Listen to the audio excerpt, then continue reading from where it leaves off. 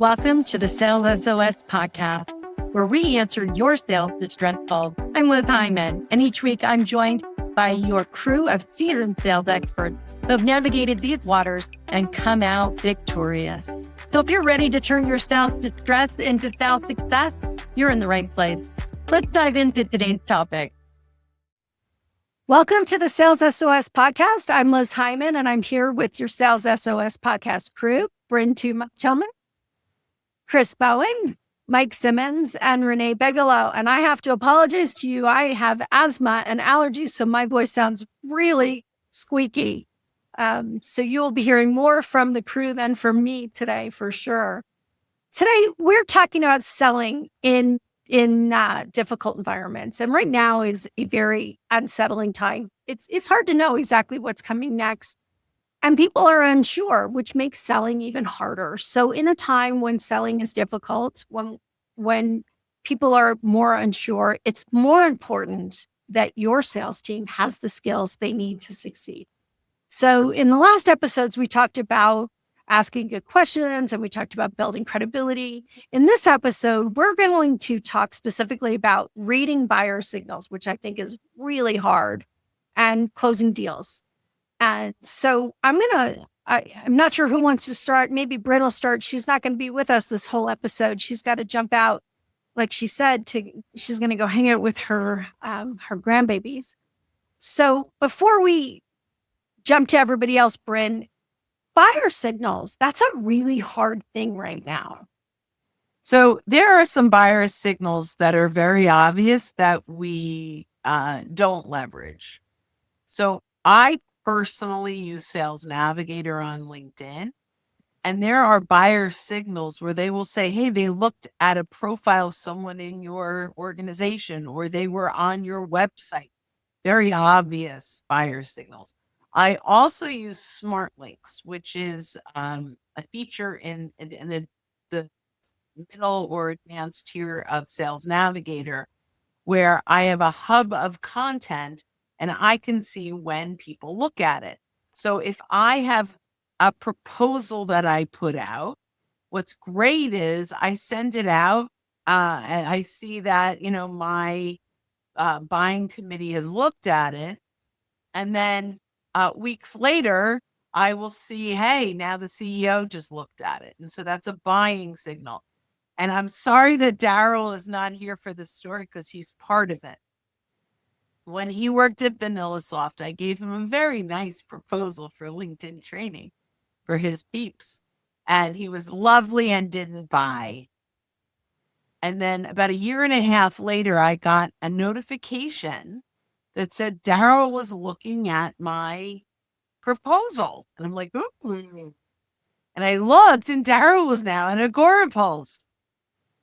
So I reached out to Daryl and I said, hey, bud, congratulations on the new role. So I guess LinkedIn training is on the conversation, is, up for conversation. He said to me, he goes, how do you know that? And I told him how I knew that. And I said, I could teach your team to do the same thing. So, I ended up to be the first vendor he brought on at Agorapulse. That was a buying trigger. So there has to be things, there's got to be triggers that we set throughout our prospecting, throughout areas that we can get notified when someone is interested. Even if they clicked through an email, right? If you've got a HubSpot, or we use Kajabi, and we can see who's active and we can report on who's clicking through and who's not.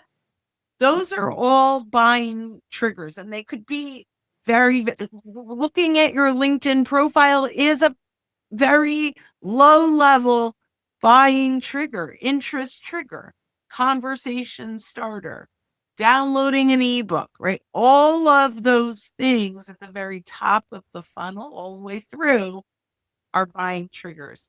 And guys, I had so much fun with you. I'm going to listen back to all of your answers. You guys rock. Thanks, Bryn. Thanks, Bryn. Okay. So buying signals and closing deals. So So I love the way Bryn is able to put things in the context of social media and how you do it. There's other kinds of buying signals that we also get. One of the things that uh, I think is really confusing in this world right now is not answering my email a buying signal. Like, does that mean they're not interested if they're not answering my emails, especially if we've already had a conversation and we'll hear salespeople talk about I've been ghosted. I've been ghosted, which I think is a very self-centered way of looking at it. You weren't ghosted. Your client either is busy or needs some time, or this isn't the priority right this moment, or they sprained their ankle playing soccer, right? So you weren't ghosted. Something happened with your client that they're no longer having this conversation with you. But let's talk about some of the other buyer signals. How do you know when yes is coming and when no is coming? How do you interpret that? And I'm going to let you guys mostly have this conversation. And I also think like one of the big things that people ask me is what are the hacks for closing deals, Liz? That's my favorite question. What's the hack for closing a deal? What am I supposed to say? What do I say to close that deal? And I think that for a lot of beginning sellers, this is a huge issue. They just don't know what the buyer signal is that they're ready to buy. And they have no idea once they've gotten that signal, what to do about it. So I'm going to let you guys hash that out. Mike, it looks like you're ready to start. I think the signals first. Let's talk about how do you receive signals. So from a communication standpoint, we can use our eyes, we can use our ears, so we can see what's happening, we can hear what's happening, we can listen. We can see things that happen inside data. The big signal for me, and I know there are a lot of people out there who say this is a crap question to ask, but I like to ask this question: what questions do you have for me? There are a lot of people who are out there saying that is one of the worst questions that you could ask. And according to all the Gong data, this is why you shouldn't do this and all that other kind of crap. Whatever. Here's what my perspective is. When I ask that question, what I'm looking for is, are they actually curious? Are they interested in something? Do they actually have something that they're trying to figure out on their side? If they don't, that's an indicator. One decision I could make is I could add something else. Or I could decide, okay, well, maybe that's not the right time or right place. But if you ask the question and then listen for the response, people will typically give you the signal that they're thinking about, or a signal that you can at least interpret. In that instance, and I really like that you brought it up, Liz, that, hey, what happens when someone has gone silent on me?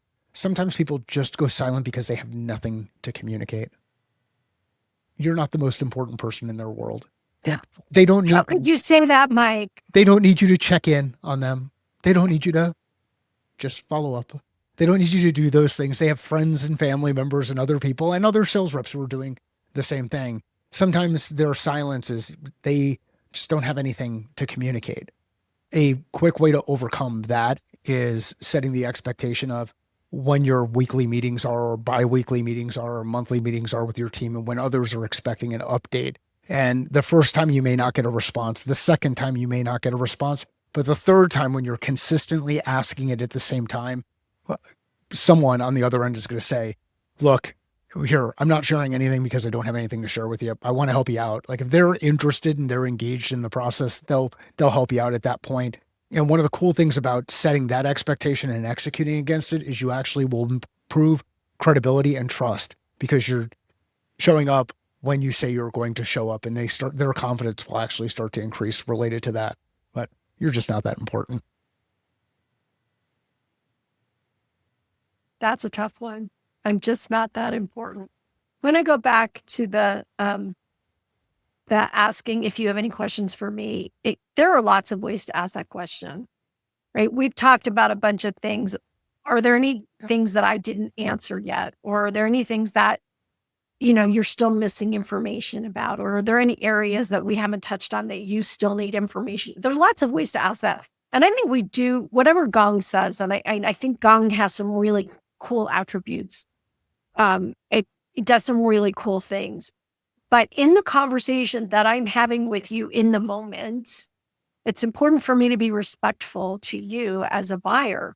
And one of the ways that I can be respectful to you as a buyer is to make sure that I've answered everything that you need answered in this moment. Now that may change at another point, but by just saying, okay, you don't get to ask any more questions, I'm done with this conversation. I'm not going to open it back up to you. Sometimes we don't want to do that because we don't want to give them the opportunity to find another objection. And I told you guys the story. I know I have. Salespeople tend to want to focus on the possibilities and ignore the things that could possibly get in the way, right? So this idea of objections, this idea that if I don't talk about it, if I don't give them the opportunity to bring it up, maybe they won't object or they won't ask that question or they won't tell me the thing that I don't want to hear. And when I was a kid, we used to have a dog. She was a German Shepherd and she was a pretty little German Shepherd, but her little mouth and her teeth could just get right to your butt. So when you turned your back on her, she would just take a little nip out of your butt. She didn't like you to turn her back on her. And what I will tell you about objections and things that could possibly go wrong, if you turn your back on them, if you ignore them, just like when I used to ignore that pup, they will bite you in the butt every single time. All right. Don't be afraid of what you don't want to hear. Don't be afraid of the objection, because if you don't address it, if you don't find out that Susie really doesn't want this to happen and she's going to do everything in her power to undermine it, you have no way to navigate it and you're going to be blindsided. So I think people need the opportunity to ask whatever questions they want, and we need to open the door for them. So sorry, Gong, if I'm out of order here, but Well, I mean, sorry, Renee. no, go ahead.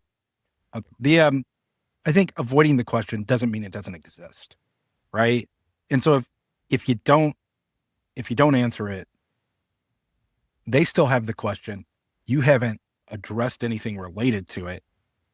That's only going to weaken their resolve around it as it gets older, right? Like it's just not gonna go well. So avoiding the question is futile because it's going to come back up. And when it comes back up, now they've potentially gone to your competition and gotten better answers on that question or an answer at all, and you avoid it. So who do they have more confidence in? The people that they've had those conversations with who haven't been scared, or the people that they've had the conversation with that were like, no, here's what we do, or here's how we think you should think about this differently. Sometimes it's a matter of the way they frame the question isn't the way you solve it, but you still solve something similar or in a different way. So you need to be able to understand it. Go ahead, Renee. Yes to all that. And I have something else to add, but I do want to also say, I think this asking, again, I'm going to say this from a buyer perspective as much as from anything, but asking when things do get drawn out, or there is a pause, or you're not sure what's going on, I think that is the best time to say, do you need anything from me? And first of all, I can't avoid saying this one. I do ban the word check-in whenever I work with a sales team close enough that that I have any influence over it. I ban the word check-in because Or follow up. Follow-up is a little better, but like I'm checking in. Like now your insecurity is my problem. You know, like. Yeah, but I love I'm just following up. So here I am as the client, and you're just following up. That's your sentence. That means I now have to go, where were we? Where were we in this conversation? Or who is this person that's following up with me? Because frankly, I don't remember.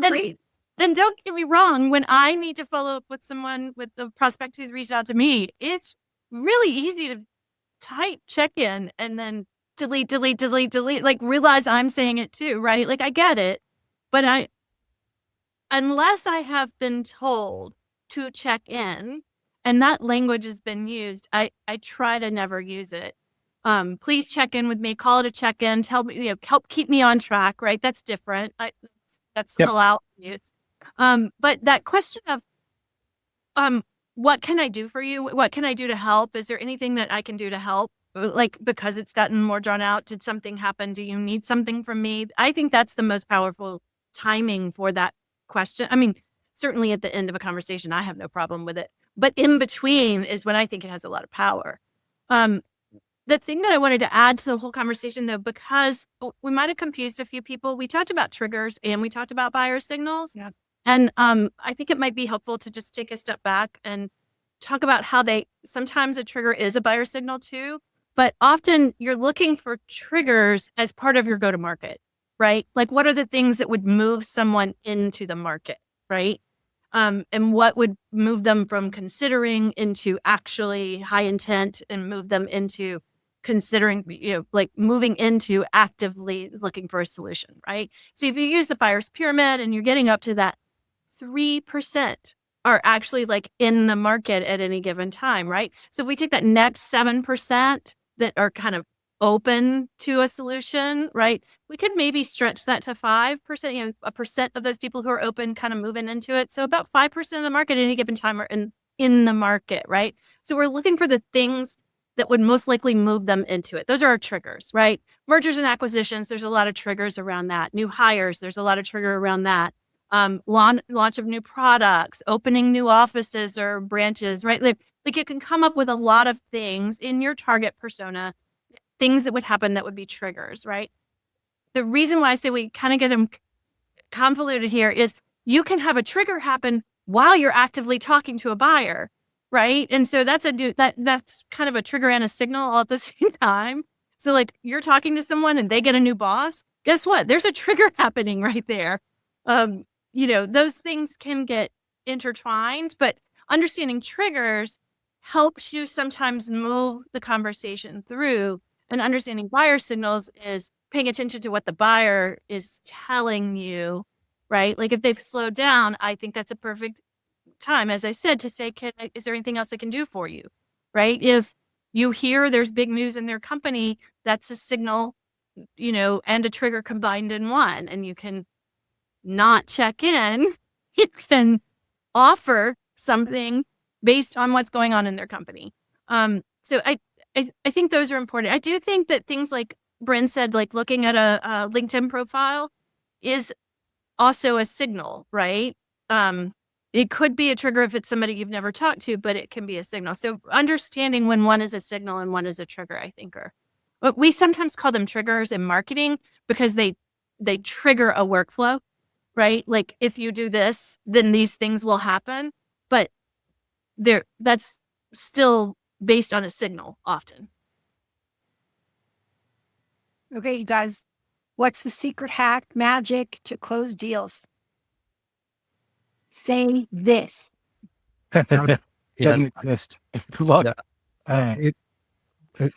Go ahead. Just like that whole piece around, do you want to be banted? Who really wants to be closed? Are you? Oh, sorry. Yeah. There's always one. Usually it's typically in front of an audience of somewhere between 250 and 500 people. There's always one, maybe two who raise their hand, just like you did, Liz. So thank you for being the 1 in 4. There's as you go through this and you ask that question around, hey, how many people like to be sold to? Raise your hand, Liz. How many people like to buy things? Everybody kind of smiles and raises their hand. So we like to buy things, but we don't like being sold to. We like to buy things because we like to solve problems. We don't like being sold to because it feels like something we're being forced into. So on the closing piece of things, if the next logical step is the signature, then you've done your job really, really well. If the next logical step is something different, then move toward that next thing. And sometimes that next logical step is to introduce them to somebody else who can better serve them. So it's not about closing or tips or tricks or any of those other things. It's about how do you design a journey so that each step just makes sense. That next step makes sense. That next step can be, hey, at what point do we bring your implementation team into the conversation to help set up our project plan? Or how do we introduce this next person in? Or how do we have this kind of scoping call? Or how do we have whatever it is? So focus on next logical steps and you won't have to worry about closing. Yep. Where I was going to go was more of, do you understand how they buy? If you understand their buying process, you'll have a lot better understanding of knowing where you're at within that process. And if you understand the next steps to get to each one of those places, even better, because then you can know with relative certainty where you're at. And then it helps a whole lot. But then, that's just part of the conversation of being able to understand that organization, how they buy, what they need to get done for different types of purchases at different levels, and who has to be included in those decisions, and then being able to work through that. It's okay to ask the question, if we do these things, does it make sense for us to move forward? Yeah. If we do these things, is the next step that we enter into an agreement or we review legal? Like, it's okay to ask those questions, but ask them at the right time and right place. Don't be talking to Renee in the first conversation, wondering about kids. Like, it just is awkward. Yep. No, I mean, I think you have to be able to understand their process and understand where you're going to ask those questions, right? And be able to know when you're on track and when you're not, and who has to be included in the decisions. And, that it's not anything more complex than that. It's a lot of work, but if you have an understanding of it, it makes things a whole lot easier when you get down to that part. The one thing I think people frequently shy away from is, if their vendor management or procurement department's going to be involved, get them involved earlier so and legal what things have to be done just from a governance perspective to get your deal through. Because otherwise, you're going to get to the 11th hour and you're going to find out, there's these 3 things that we haven't done yet. It could be security related. It could be you have to go through the process, right? Yeah. To be an approved vendor. Right. And you haven't done all of those steps, or you got it started late. That's going to delay your deal. Guaranteed. Yeah, this is where I think that what else can I do for you? What do you need from me? This is those complex things. I think a lot of pauses are often those complex things. And I might be more of a closed buyer and not to give you the whole thing. But if you're Sure. constantly asking, what else do you need from me? In the best way, like not, Yep. Not like a desperate way or whatever, right? Like in the best way, where if you are regularly checking to make sure that you have helped get me as much as possible, then even if I'm not giving you all the information, which happens, right? Then you can serve my needs. Like, I don't have to tell you all my deep, dark secrets. You can serve my needs without me telling you my deep, dark secret. It's obviously easier for all of us, but I may have reasons, right? I may have been told by my boss, don't give up negotiating power, right? Yep. Don't tell them what our budget is. Like, why do I tell you what our budget is? Or typically your calls are also time bound when you have them, especially if you're talking to people, you've put that time in for a certain point of time. If you try to rush through it, you're going to lose a lot during the course of that call. A lot of credibility, a lot of the interpersonal connection that you could build.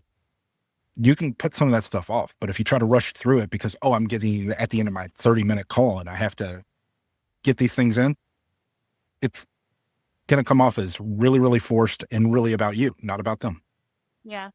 Well, And I think Go ahead, Renee. I was just going to say the other thing Mike touched on earlier too. We'll go back to that buyer's pyramid. About if we really are, you talked about people saying they don't like to be sold to. I actually think people who are in the market don't mind being sold to, right? They're in the market. They want information. So a lot of this, like, I don't like to be sold to, or I don't like to be marketed to. People who don't like to be marketed to are getting ads that are relevant or copy or things that just don't feel like it relates to them, right? people who say they don't like to be sold to generally aren't in the market for what they're being sold to. So making sure that that's where a lot of this comes from. So and I say this because, and I always feel an obligation to mention this when we get into this closing part, there's a push often to improve conversion rates. And let's say we get somebody who's kind of like, I'm open to buying, but I'm not actively in the market yet.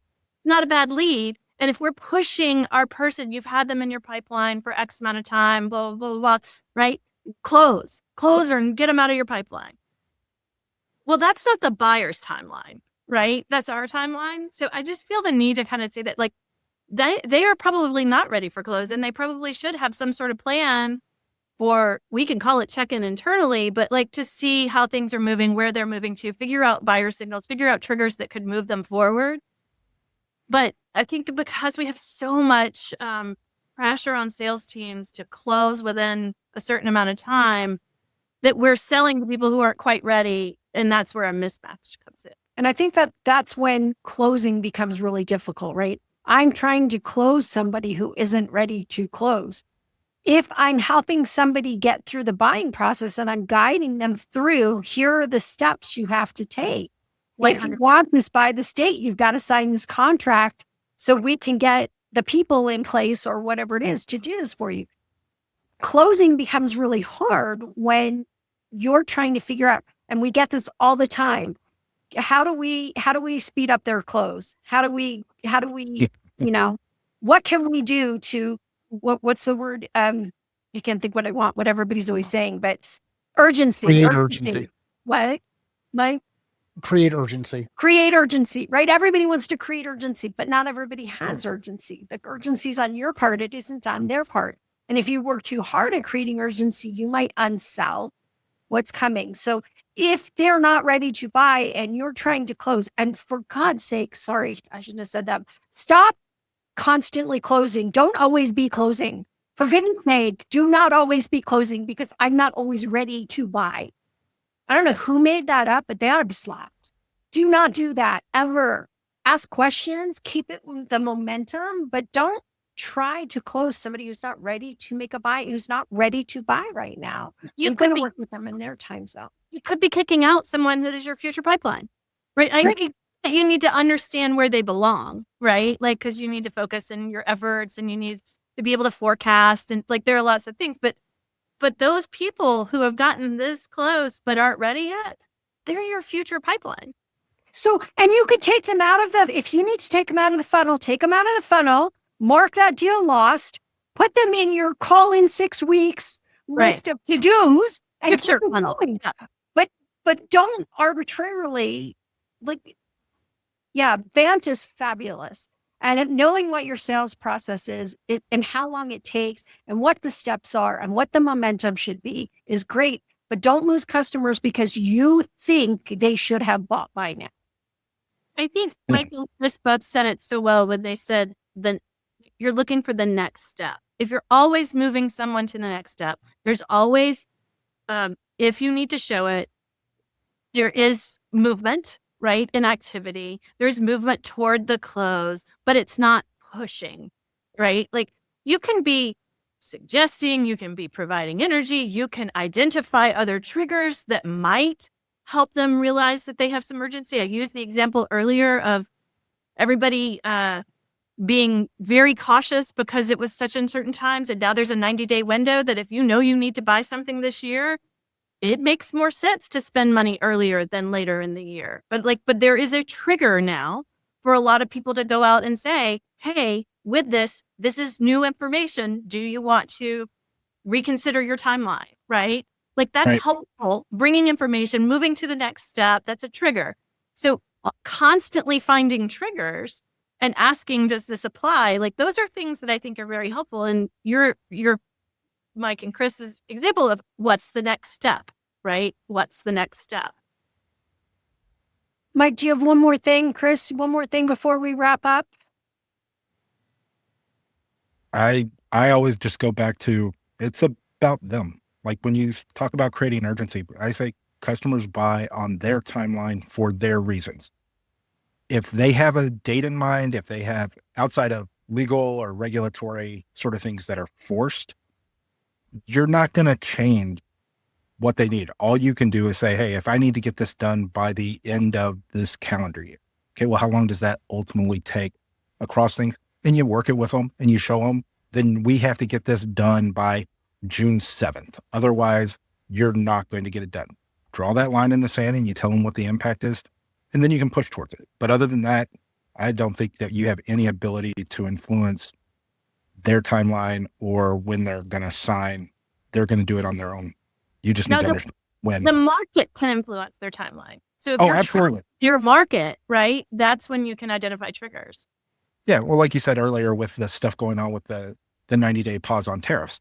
Okay. If you were selling into that market right now, you should be, if you're in one of these things, if you're in a country that had huge amount of tariffs, you basically should be selling it almost like, hey, this is the discount that you're getting for right now. Right. Or, you have the true limited number of spots. Like I do with a lot of like partnerships and sponsorships and things like that. There's only one presenting sponsor, two, or whatever. Like when that information changes, that's the market changing. You let your prospect know, right? Yep, absolutely. Yeah. There's one person in my life that creates urgency. She has a desk about 50 feet that way and that's what creates urgency for me. You can reveal urgency with the questions you ask, and you can reveal urgency as it relates to whatever the thing is. And sometimes people aren't aware of the things. They might not be aware of the timeline. They may not be able to say, hey, you know what? I've got an MBO that I've got a bonus that's based on us having this software implemented by the 1st of January. Well, okay. So that you're not going to be able to make that decision on December 31st and have things implemented, depending on what your definition of implementation is. So let's work through an implementation timeline, what needs to be in place in order to get there. That piece that Chris is talking about, work backward from design backward, then we can execute forward. We can understand where our risks are. And then when we get into these areas where we're getting too far inside or outside of our spectrum of risk, we can start to make informed decisions based on the criteria that we have in front of us. And what we might decide is there might be a better way to go about doing this, like getting a proof of concept implemented before the larger contract is signed and put in place. There's different ways that we can get creative if we understand things from the context of the person on the other side, which is another just reinforcing, parroting some of the things that have already been said. Know your customer, know your business, know your approach, go out there and execute. And when things aren't moving forward, if progress is not happening, then start asking yourself those questions. What's changed? What's different? What's most important? Why have things changed? Who has changed? I mean, sometimes you lose deals because of 14 words in a contract with Bank of America that is worth 7 figures. 14 little words that I could never get changed. And there was no way. It was outside of our spectrum of risk. We were not within our risk spectrum where we could accept those little words. Even though I said out loud many times, once that thing is signed, no one is actually going to open up that back then file cabinet where things were signed. Like no one's going to go in and look for this thing. So if you know the game you're playing, you'll get better at being able to play the game that you're playing. Liz, you said earlier, you started us off with what are some hacks to close, and we laughed at that. But I actually want to offer up, both Chris and Mike gave a hack. And I say it's a hack. I hate the word hack, but I say that because so many people skip it. And that is a timeline, like a clear timeline so that it helps people figure out when they need to make a decision to meet their goal. A clear timeline is skipped way too often. And you both gave the example of to the end, not to the purchase. Like timeline to purchase is one thing, but like to the end, right? Right. That's right. That's really important. It has nothing to do with when do you want to buy this. It has to do with when do you want to be using this, to have it implemented. When do you need this value to come into your organization? And the second one is related to all that is what does onboarding or implementation look like in a very clear path for that, because a lot of the things that slow things down are related to that timeline misunderstanding. And what does implementation or onboarding look like? And I'll say this from the B2B world, because Mike, you said you have one person, involved in your decision, but right, like we've turned this into B2B now. All four of us are involved in this decision, and I might be purchasing, but Liz's department is the first one that has to adopt it, right? So that fuzziness and fogginess around what that looks like, I think slows things down tremendously. So if you really want an answer to what are the hacks, I would say 2 are timeline and implementation / adoption. I think the other side of timeline is, when will you be ready to be able to implement this? When will you be ready? All of it. Mhm. Because sometimes it's not, we need it done by, but we can't start until. My goal says I need it today, but Liz's department, who's in charge of the first step, can't do it until she finishes the big project she's on, right? Like that's why those timelines and what does implementation, adoption, or onboarding look like, I think they shouldn't be hacks. They should be SOP, but so many people skip them. I think you could call it that. So we are at the top of the hour. Mike, did you have one more thing? One more. Here's the way not to do it. If you act now, we'll give you this discount. Oh, geez. And I had a client who every year at the end of the year, they drop their prices. And then they started saying, well, our clients, they just always wait till the end of the year to buy. Yeah, they wait till the year because they want to drop your prices. Buyers still are humans. They're still humans. Like the humans are out there making these decisions. They can be conditioned and trained. And if you're conditioning and training them to do the things that you don't want them to do, go take a look in the mirror and do better.